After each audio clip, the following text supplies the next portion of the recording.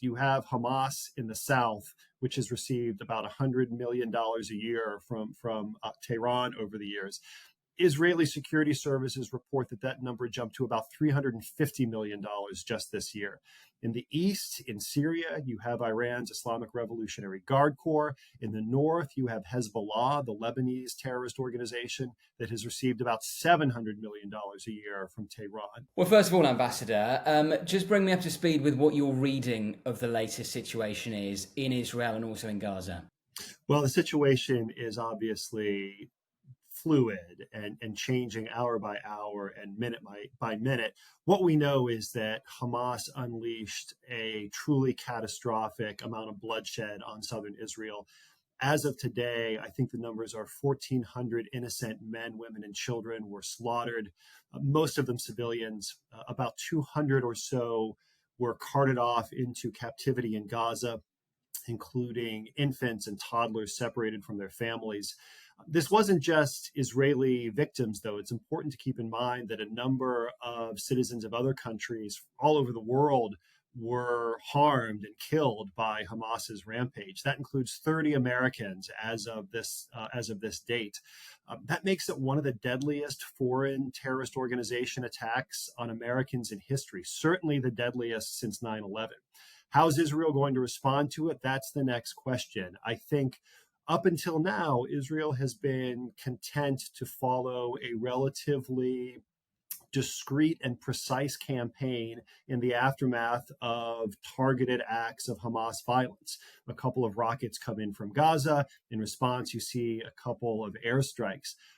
But in light of what Hamas unleashed on October 7th, in light of the colossal bloodshed in Israel, and in light of what this has revealed about Hamas's genocidal intentions and capabilities, I think you're going to see a much more robust Israeli response. President Biden is warning the Israeli government, don't occupy Gaza. Nobody wants to occupy Gaza in Jerusalem for sure, but there's certainly going to be an extensive ground force that's going to move into Gaza in the not too distant future. And that's going to be very, very difficult urban fighting, block by block, house by house, door by door. So stay tuned. Obviously, this comes as President Biden is preparing to visit Israel today. How conscious will he be of the fear that this could escalate further? I think that is a concern that is shared across the region. Right now, you have a war between Hamas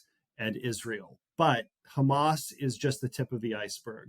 The head of the octopus, as they say, to mix metaphors, is Tehran. The Islamic Republic of Iran has spent the past number of years encircling Israel with an army of terrorist proxies. You have Hamas in the south, which has received about $100 million a year from Tehran over the years. Israeli security services report that number jumped to about $350 million just this year. In the east, in Syria, you have Iran's Islamic Revolutionary Guard Corps. In the north, you have Hezbollah, the Lebanese terrorist organization that has received about $700 million a year from Tehran.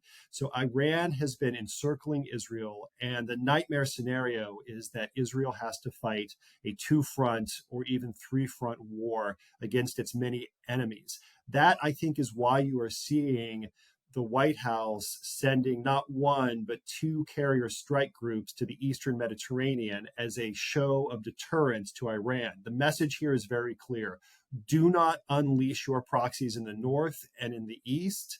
If you do, you will have to confront not just Israel, you will also be facing retaliation from the United States. And to what extent would you say that the Benjamin Netanyahu and the Israeli government more broadly will heed those warnings? It does sound like President Biden and other Western allies of Israel are trying to inject a note of caution. Yes, they're being incredibly supportive of Israel's right to defend herself, but in recent days, a subtle shift in tone towards just urging caution. To what extent will the Israeli government heed those warnings? Well, I think the administration doesn't really have to worry about Israel escalating the situation in the north and in the east. The message of deterrence there is directed at Iran and its proxies. Israel's got enough in Gaza. I don't think it wants more.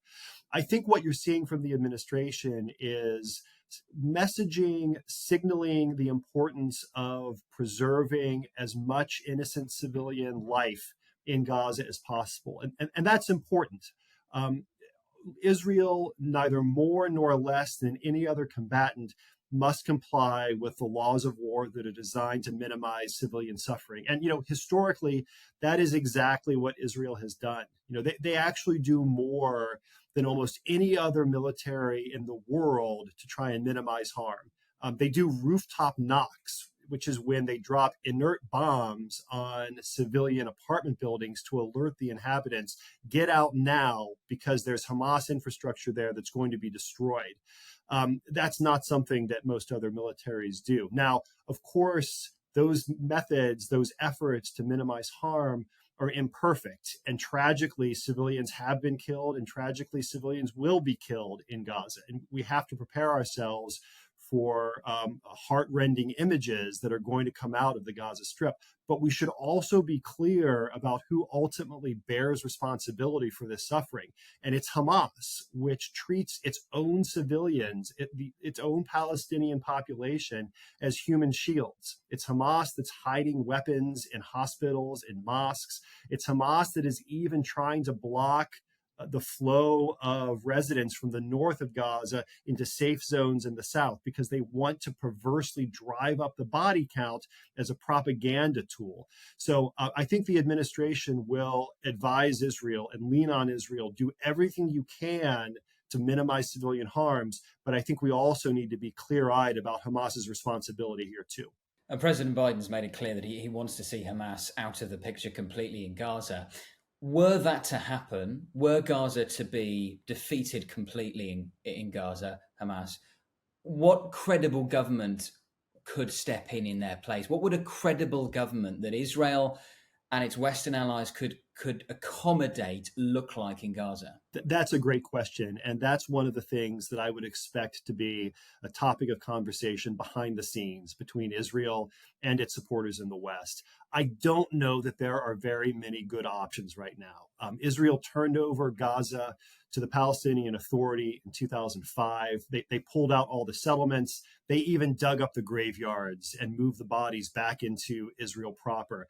I don't get the sense that Israel has any interest in staying in Gaza as an occupying force and exercising government authority over Gaza. I think that is going to be completely off the table. But it's also the case that Israel can no longer tolerate the security risk posed by a terror statelet on its border that's run by Hamas. So between Hamas and Jerusalem, what are the alternatives? I mean, you could imagine the Palestinian Authority reasserting authority there. That's got some downsides. You could imagine some kind of international force asserting authority there, not unlike the UN force in the north of Israel in the aftermath of conflicts with Lebanon. Frankly, those UN forces don't have a great track record of keeping the peace or of preserving stability or providing legitimacy. Maybe there's some hybrid solution that hasn't occurred to us yet, but it's important to understand what the end game is going to look like and plan for that now so that the conflict isn't just contained to itself, but is conducted with an eye towards what comes after. And just finally, Ambassador, where are we with the aspiration for a two-state solution? Is that just completely off the cards at the moment? Do you see that coming back into view at any point in the near future? It's very difficult to envision a two-state solution over the immediate short term or even over the medium term. And I think the Hamas attack in the wake of the 2005 handover of Gaza has demonstrated to Israeli citizens across the political spectrum. I mean, forget about the divisions between Netanyahu's coalition and the opposition. I think in Israel, there is very little appetite now to take risks for peace. Land for peace was the premise behind the Oslo Accords. Land for peace was the premise behind the 2005 handover of Gaza. It's the premise behind a two-state solution. What Israel has now seen is that we gave you land, and 18 years later, a terrorist organization like Hamas has turned this strip of land into an existential threat to us.